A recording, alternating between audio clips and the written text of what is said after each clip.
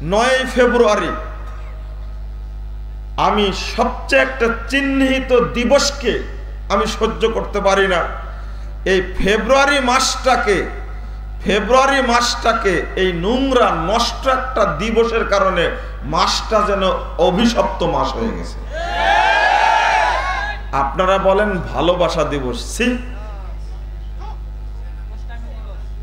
এত খারাপ একটা দিবসকে আপনি কিভাবে বলতে পারেন এটা ভালোবাসা দিবস? এটা নিঃসন্দেহে একটা নষ্ট দিবস। এটা একটা কোন মুসলমানের মুখ থেকে এই কথা বের হতে পারে না। আমি আরো আবেদন করি, আমি শুরুতেই বলিনি দরমিয়ানে কারে দরিয়া তখতা বান্দা কারদা বাজি গিরে কে দামান তার মা কোন হুঁশিয়ার বাস। এটা মানে ফার্সি কবির একটা উক্তি।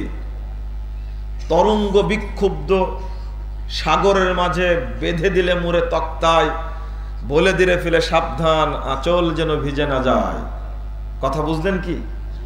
তরঙ্গ বিক্ষুব্ধ সাগরের মধ্যে তক্তার উপরে বেঁধে দিল আপনাকে, আর বলছে এই আঁচল কাপড় যেন তোমার না ভিজে, পানিতে যেন কাপড় না ভিজে। এটা কি সম্ভব? একদিকে ঢেউ উত্তাল সাগর, তার মধ্যে তক্তায় বাঁধা, শুধু কি কাপড় ভিজবে না ডুবে যাবে?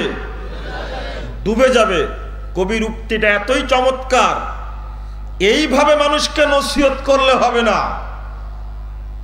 মঞ্চে বসে ধর্মীয় অনুশাসন মেনে চলুন, ইফটিজিং বন্ধ হবে।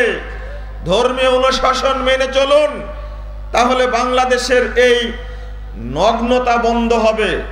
আপনারা বলতে পারেন, আমরাও তো বলতে পারি, বাংলাদেশটাকে ধর্মীয় অনুশাসন, এই বেহায়াপনা, নগ্নতা, বেলাল্লাপনা বন্ধ করার জন্য সর্বাগ্রে বন্ধ করুন পহেলা বৈশাখের নষ্ট দিবস।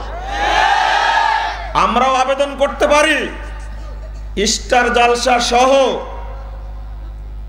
জি বাংলা সহ বাংলাদেশ চ্যানেলগুলিতে রাত 12টার পর যে নগ্ন ছবি প্রদর্শিত হয়, এটা আইন করে বন্ধ করার চেষ্টা করুন আগে। আশ্চর্য হই, এর কারণেই তো অবক্ষয়টা ঘটেছে। 95% মুসলিম দেশে নগ্ন সুন্দরী প্রতিযোগিতার আয়োজন কিভাবে হয়, এটাকে বন্ধ করো। আমার বুঝে আসে না, আমি বুঝতেও পারি না কিভাবে একজন বাপ একজন ছেলেকে নিয়ে রিকশায় বেরিয়ে গেছে, সামনে সিনেমা হলের যে পোস্টারটা লাগানো আছে, বাপ আর ছেলে কি চোখে দেখতে পারবে? এটা পুলিশ, বিজিবি, র্যাবের কাজ শুধু চোর ধরা নয়। তাদের আবেদন করি আমরা, হ্যাঁ আপনারা ব্যবস্থা করেছেন, আলহামদুলিল্লাহ, একটা ব্যবস্থা হয়েছে। কোন কুলাঙ্গার যদি ফেসবুকে এরকম নগ্ন ছবি আপলোড করে, ইন্টারনেটে, আর একটা কি বলে এটাকে যেন, ইউটিউবে, তাহলে তাদেরকে ধরে শাস্তির ব্যবস্থা করেছে। এটা সারা বাংলাদেশে কার্যকর করুন, ইনশাআল্লাহ 3 মাসে নগ্নতা বন্ধ হয়ে যাবে।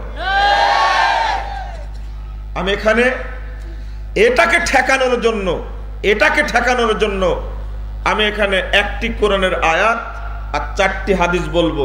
এক নেত্রে তাকিয়ে থাকবেন। এক, সূরা মায়েদা 50 নম্বর আয়াত। আল্লাহ বলছেন, আফা হুকমাল জাহিলিয়াতি ইয়াবগুন,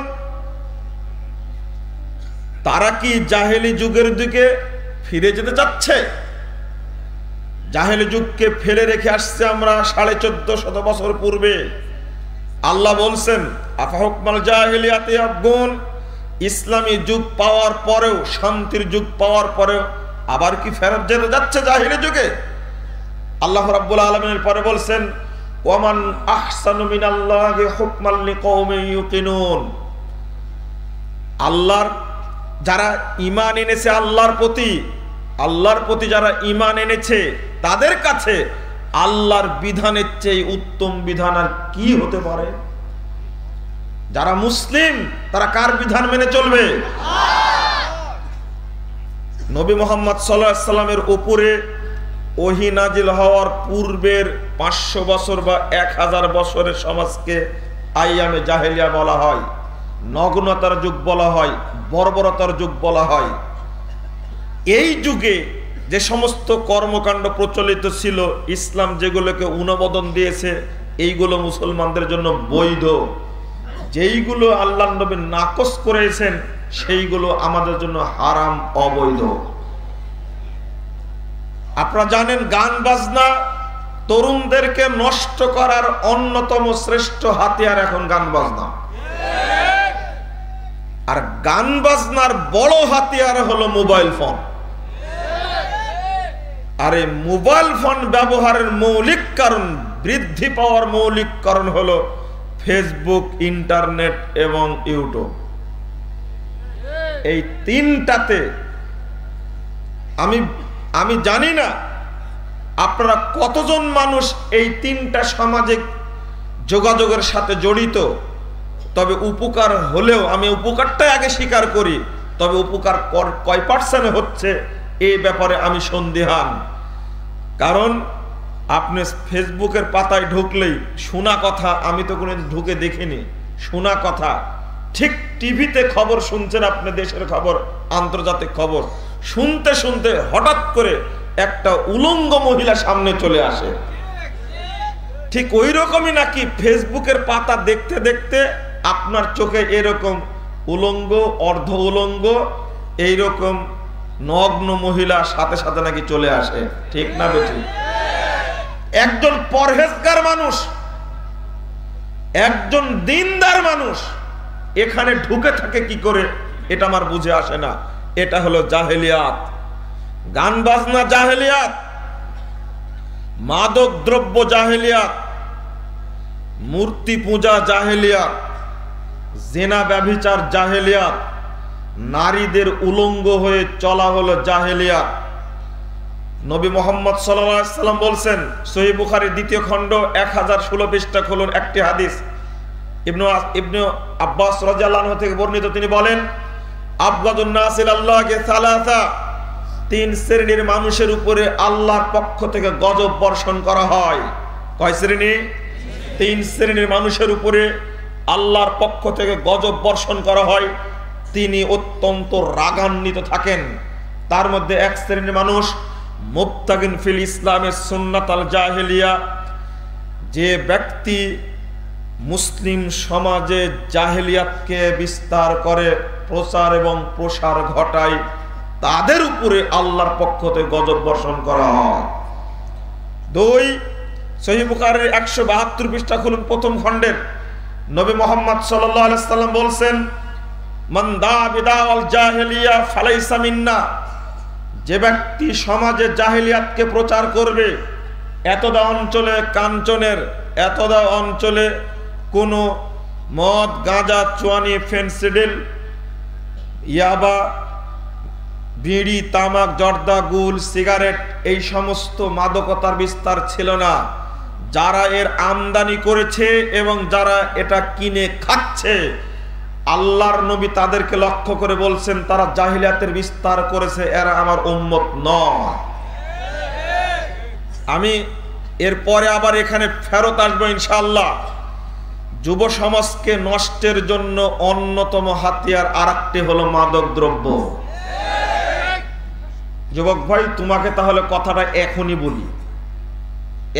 বলি, উত্তরের উপায় পরে বলবো, এখনই বলি।